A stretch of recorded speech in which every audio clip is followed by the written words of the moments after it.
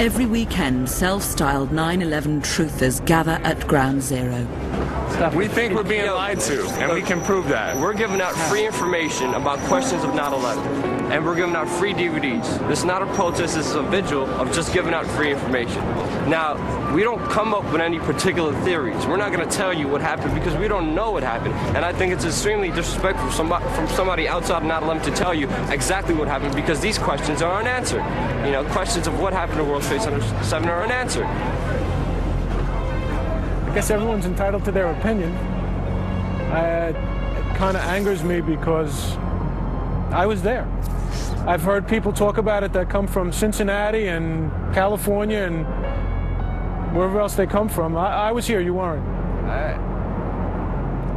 I think they have no respect for all the friends of mine that I lost and all the people that died that day. It's like a slap in their face. As people, I mean, you don't have to as human beings, indeed, have interviewed these people, you already know the truth. Support a new investigation. In the BBC documentary, you misrepresent his whole entire timeline and say that it was the towers collapsing that caused the explosions he experienced. That's just one of the many lies, outright, flat-out lies inside the BBC documentary about Building 7. One more thing about Building 7. We're updating it at the moment, and we've just interviewed Michael Hess, who was with him at the time. Excellent. Who confirms the timeline we used. Excellent. You used? So then, what about Barry Jennings then? Why did you misrepresent his timeline? Why did you say that it was the towers collapsing that was the explosion he witnessed, when he clearly says in his interview with Loose Change that he was in the buildings before either tower had collapsed, and then he felt the explosion? Why did you misrepresent that? I was inside when the second plane hit. I was already in the World Trade Center 7. Okay. When the second plane. You didn't hear that. When I got to the 6th floor, before all this happened, when I got to the 6th floor, there was an explosion. That's what forced us back to the 8th floor. Okay. Both buildings were still standing. Keep in mind, I told you the fire department came and ran. They came twice. Why? Because building Tower 1 fell, then Tower 2 fell.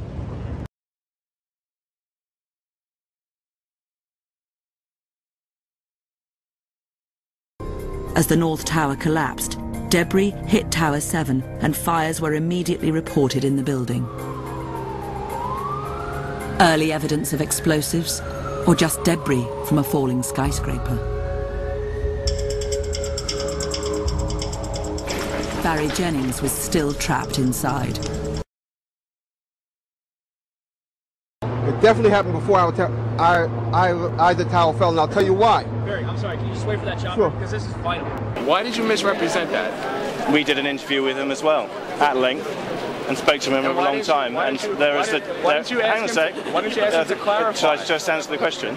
Please do. Please do. Because we spent a long time researching it and talking to him in detail. Okay. We had a long interview with him, and we established the facts. Did you ask him to clarify whether the towers had come down before he felt the explosion? And what did he say? Yeah, and we also spoke to Michael Hess. What did he say, sir? So you're telling me that Barry Jennings told you that the explosion he experienced was the towers collapsing? Is that what you're saying? What I'm saying is that he has... Is that what you're saying? Yes or no? Yes or no? What? Yes do you want me to answer, or do you want to speak for me? You're spinning the facts. You're not giving me straight answers. Are you saying that Barry Jennings told the BBC that the explosions he experienced in Building 7 were due to the towers collapsing? Did he say that to you guys? Yes or no? He doesn't know. He doesn't know when the... Now he doesn't know, but when he did an interview with Loose Change, he doesn't know for sure what he does, what he knows. He made very clear in his interview with Loose Change, very clear that both towers were standing when he felt the explosion. He was very clear, was he? Very clear, crystal clear. You go back and watch the interview. Besides that, look at the NIST documents. What kind of event could it be other than what collaborated eyewitness testimony says, that the building was basically brought down on the 6 seconds? I mean, there's first responders that heard the countdown on the radio from 10 to 1. Kevin McPadden? Kevin McPadden heard the countdown on the radio. I mean, he's alive, right? Did you make a phone call to him? Yeah. Oh, you did? Didn't want to do an interview. Oh, he didn't? Okay. Yeah, okay. Maybe because he knows your credibility. For a second. I know Maybe because the whole world knows you're funded by General Electric. Everybody knows your credibility. Me. BBC, if you work and represent them, their credibility is garbage. It's dead. Everybody out here, everybody knows. You slandered us as well. Why didn't you show the videos of the first responders on the day of 9/11 walking back from Building 7, say, get back, they're bringing it down, it's about to blow up? Why didn't you include that in your documentary? Keep your eye on that building, it'll be coming down. Building is about to blow up. Move it back. All right, guys. Sorry.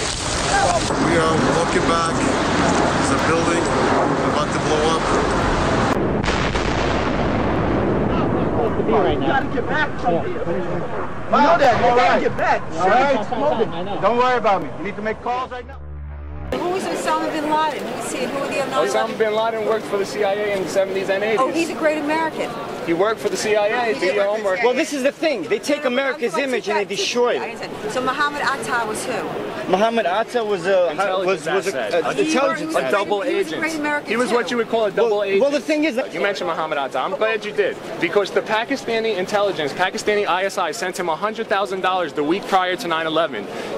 This was even covered in the Wall Street Journal. Okay. We confronted Joe Biden about it. The vice president. Joe Biden, another genius. We confronted him, and he confirmed that he met up with a terrorist. He confirmed it. Okay. It's on our website. You can check it out. There's not a word. So Biden was in on this There's too? not a word in your 9/11 commission about the Pakistani. He used your excuse. He said it's about diplomacy. Ma'am, you mentioned Occam's razor. Yeah. What about Building 7? The last building to go down, the first building to go up, Occam's razor. The owner of the building said that they pulled the building. That's a demolition term. I mean, you cut Larry Silverstein's statement right in half. You cut his statement right in half.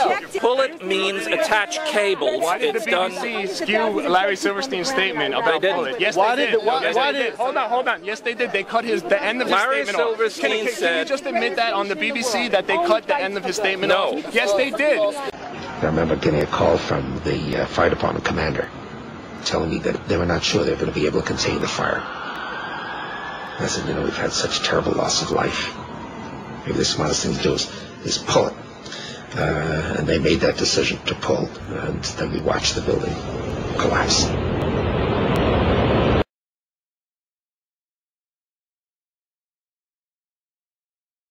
I remember getting a call from the fire department commander telling me that they were not sure they were going to be able to contain the fire. I said, you know, we've had such terrible loss of life. Maybe the smartest thing to do is pull it. And they made that decision to pull. I ask every viewer. Can you just admit that on the BBC that they cut the end of his statement off? Yes, they did.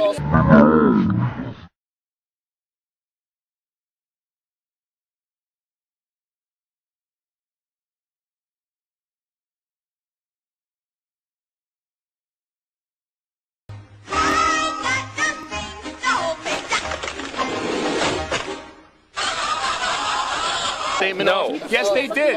They cut the part where he says, "Yeah, they cut," and we watched the building collapse. They cut that out of the BBC completely. He did say that. That completely ruins the context of the quote. Okay, now, ruins the context. You guys are liars. You're disgusting. BBC should be ashamed of themselves. Can I get in a question?